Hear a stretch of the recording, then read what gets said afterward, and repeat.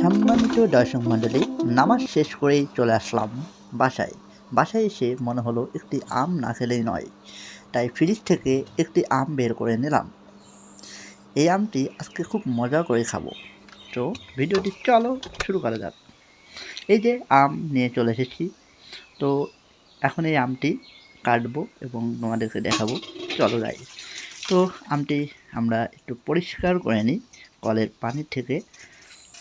আমটা সুন্দরভাবে ধুয়ে পরিষ্কার করে নিচ্ছি যাতে কোনো ময়লা না থাকে। ওহ, কী যে মজা! মানে গ্রামের বাড়িতে না থাকলে বোঝাই যায় না।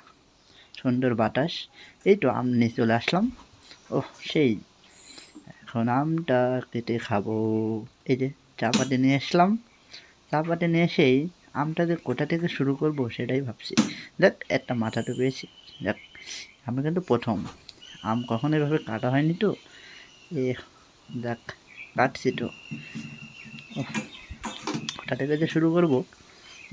হ্যাঁ, মাঝখান থেকে মনে হয় দেওয়া যায়। ওকে, মাঝখান থেকে দিলাম। হচ্ছে, দেখ পেরেছি, তার মানে এক খণ্ড হয়েছে। দেখতে পাচ্ছ, 2টা খণ্ড করে ফেলেছি। খুবই চমৎকার। তো এখন আমরা ওই যে টিভিতে যেভাবে দেখি আর কি, অ্যাডভার্টাইজ যাই, তো সেইভাবেই ঠিক মানে কাটার চেষ্টা করছি। দেখা যাক কী হয়।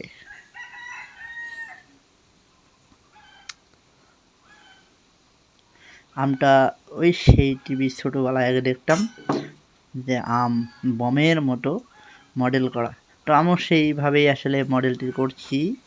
দেখা যাক কীভাবে করা যায়। তো দেখো, এই তো আমারও হয়ে গেছে। বাহ, আমি তো দারুণ আম কেটে ফেলেছি। তোমরা অবশ্যই লাইক কমেন্ট করে আমাকে বলো কীভাবে আমটা সুন্দরভাবে কাটলাম। তো যদিও সুন্দর হয়নি, তাও চেষ্টা করলাম। তোমরা অবশ্যই কিন্তু কমেন্টে জানাও কেমন হলো। আর গরমকালে কিন্তু দুপুর টাইমে আম খাওয়াটা মানে কী বলবো, মজাই আলাদা, মজা। এই যে আমি ভিডিওটা করছি, আসলে ক্যামেরার পিছনের গল্পটা অসম্ভব সুন্দর হয়, কী কষ্ট হয় তাও তো তোমরা জানো। কিন্তু আমার তো আসলে আর লোভ সামলাতেই পারছি না, কখন যে আমটা খাবো।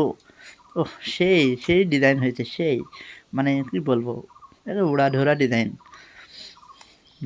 দারুণ। এবার এই কাঁটা চামচ দিয়ে কীভাবে যে খাওয়া যায় দেখা যাক।